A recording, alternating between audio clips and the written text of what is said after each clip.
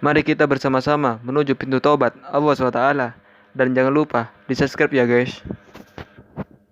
Terus bagaimana tobatnya orang yang berzina? Terus bagaimana status anaknya?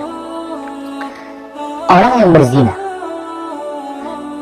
ketika dia hendak bertobat, maka hendaklah dia benar-benar memang ingin tobat. Artinya ikhlas niat dia untuk bertobat. Yang kedua, dia menyesali perbuatannya. Yang ketiga, meninggalkan perbuatan itu. Dan kalau memang dia hidup di lingkungan yang nggak baik, dia tinggalkan perbuatan itu dan keluar dari lingkungan itu. Karena susah orang akan bertobat ketika dia masih di lingkungan yang lama.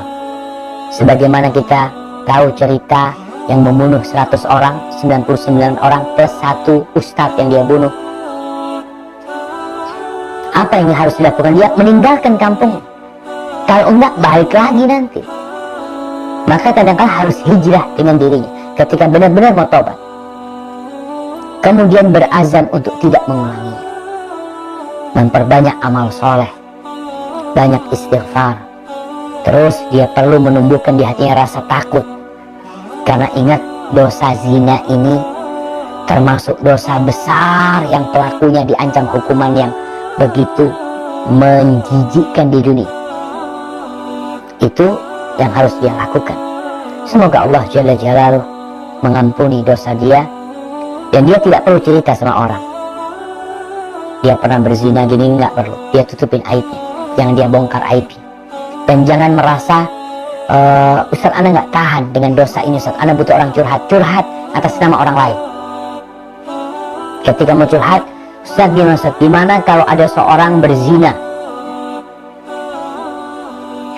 Dan dia berzina berulang kali.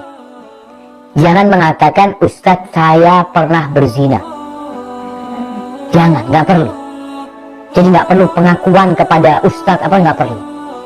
Kita perlu mengakui sama Allah dan Allah udah tahu dengan dosa kita. Jadi kalau mau tanya sama Ustaz, tanyalah tentang fatwa. Apa yang harus dilakukan orang ini Ustaz. Dan alhamdulillah sekarang ini model pertanyaan dengan tertulis. Jadi banyak orang yang nggak tahu. Kalau dia mengaku, Ustaz saya pernah berzina, nggak ada masalah. Karena nggak tahu Ustaz siapa yang bertanya ini. Dan orang lain juga ada yang nggak tahu, seakan-akan orang lain. Pertanyaan dia juga bermanfaat buat orang lain. Jadi ingat, tidak perlu pengakuan seperti itu. Yang perlu adalah menyesali, meninggalkan, berazam untuk tidak mengulangi, dan terus diperbanyak amal kebajikan. Tinggalkan tempat-tempat sohib-sohib yang membuat dia terpengaruh dengan dosa yang dulu dia lakukan.